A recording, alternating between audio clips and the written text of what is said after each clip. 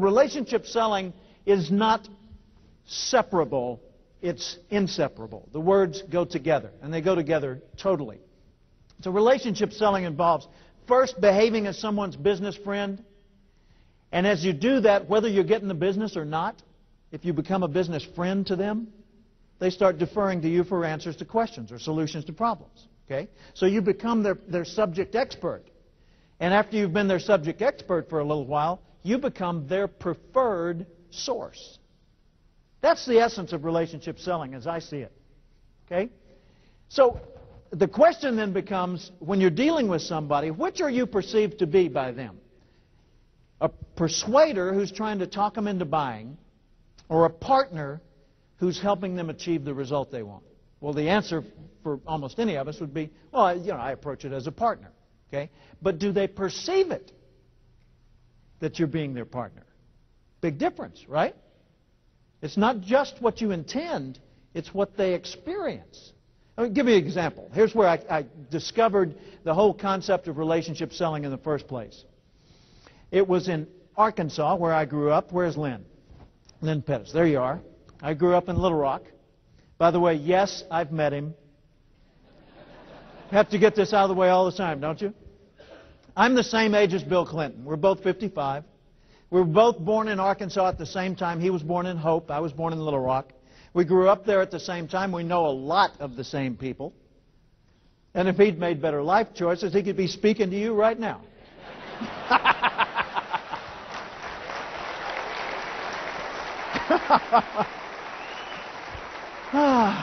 But I got the better job.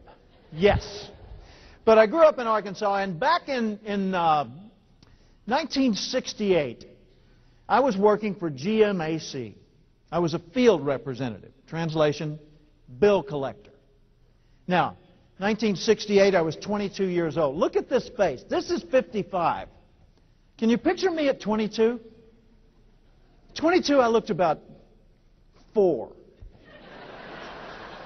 I always had the rosy cheeks, didn't have gray hair back then. I was kind of a baby face. And what I was doing for a living was repossessing log trucks in the hills of northern Arkansas, up around Mountain View.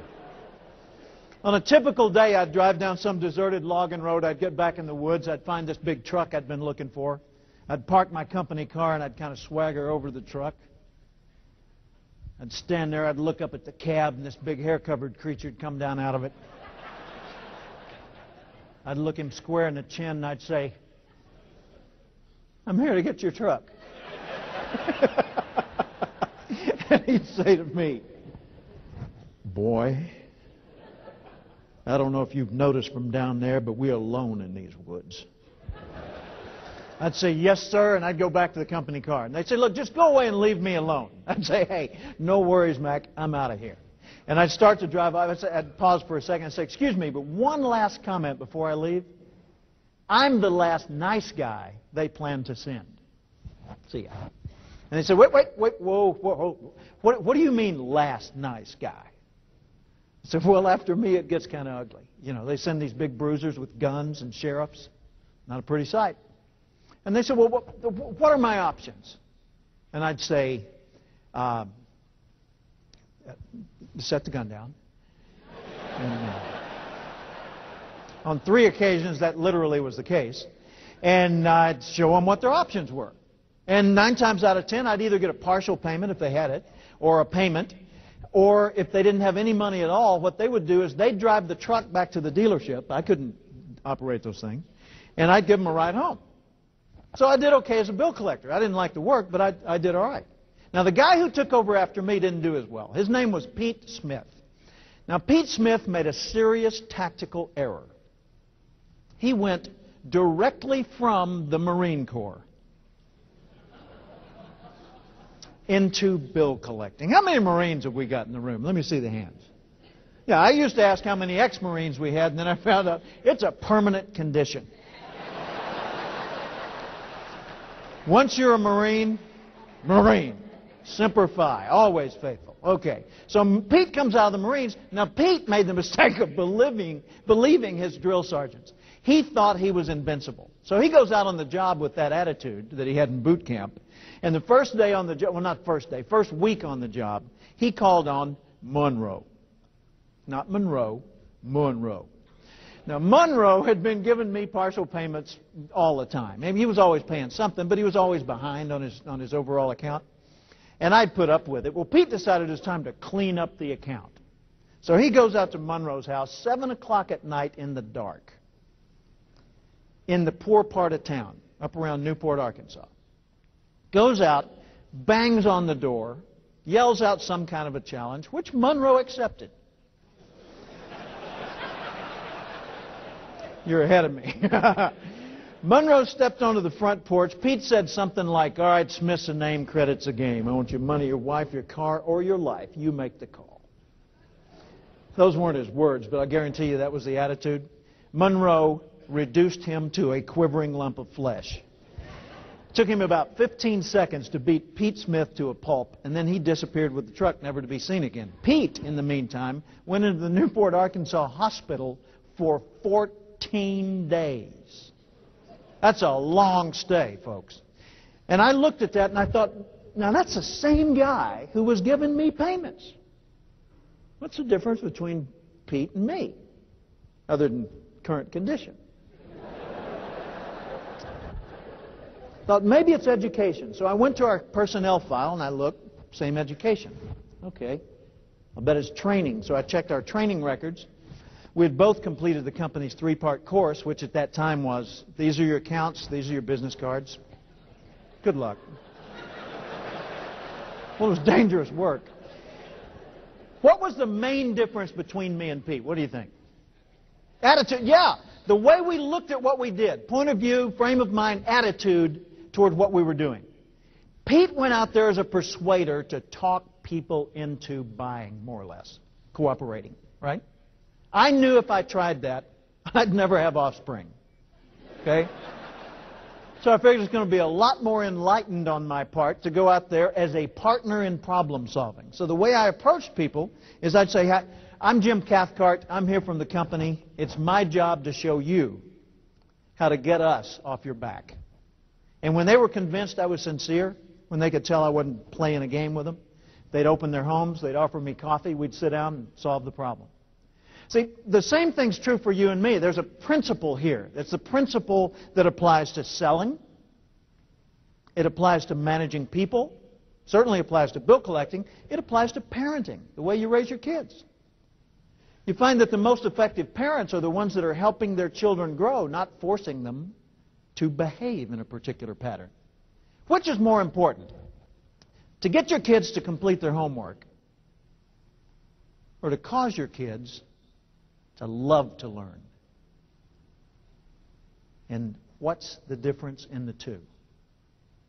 Get them to complete their homework, what do you get? Homework. What's that worth? Right?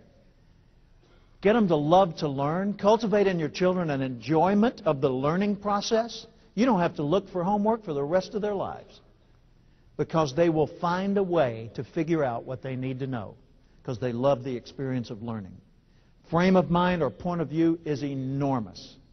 So you say to me, all right, well, I already go out there as a partner in problem solving. I already train my people when they contact the businesses that we do business with. I train them to approach it as a system seller, a problem solver. You know, go in there and look for a solution, not just peddle some goods. Okay, good. But do the customers get it that that's where you're coming from? See, what we've got to do is we've got to be sensitive to their mindset and notice throughout the sales dialogue, whether it's on the phone, through email, or face-to-face, we've got to notice whether they're perceiving us as one or the other. And then do the things that lower the tension, raise the trust, and lead to more sales. I've rewritten the book Relationship Selling. It'll come out in September. And I rewrote it as the 8 competencies of relationship selling, because I found that there are 8 sets of skills, not just a few skills, but 8 packages, each of which has a lot of skills in it, that constitute sales effectiveness in the whole concept of relationship selling. Think about your own strengths, yours as a person and yours as a company. which of these skill sets are the strongest? Now, there's 8 of them up here. Preparing, that's sales readiness, being ready to do the job well even when the circumstances change. There's targeting the right people, not wasting time calling on the people that are less productive for you. Okay? There's connecting with the people you've targeted in such a way that they want to do more business with you, to talk with you. They want to open up and expose their needs so that you can prescribe the right solution. There's assessing both the personal needs and the situational needs, not just prescribing technically the products they need, okay, but also understanding why they need them and how they feel about that. Okay? There's solving the main problem, and that's a whole set of skills around finding, highlighting, and solving the main problem that they're concerned about. Then there's assuring that they make a commitment to it, that you're actually what we used to call closing the sale, which is actually confirming the sale and opening the flow of services and goods, right? So closing, really an inappropriate choice of words. But it's commitment, and that's a set of skills. Then there's assuring that they stay satisfied after you're not in touch with them that week. After the phone call's over, after the delivery, assuring that they stay satisfied. That's a whole set of delivery and service skills. And then finally, there's managing yourselves for improved sales performance, which is everything from tracking your own numbers to keeping yourself motivated to maintaining the right frame of mind among your team to keep them thinking in terms of service and looking for needs and opportunities. So there's 8 of them up there. Which of the 8 are the strongest in your organization? Choose the top 2. Top 2 strongest in your own organization. How many of you would put the preparation and sales readiness in your top 2? Could I see your hands? Okay. How many would put targeting the right prospects or customers in your top 2? Okay. How many of you aren't going to raise your hand no matter what I ask next? Okay. I just want to see who I'm working with here. All right. Connecting, top 2. Good. That went up a lot. All right. Assessing the needs, top 2. Good at assessing the needs. All right. Solving, top 2. Commit, top 2. Good. All right. Assuring satisfaction.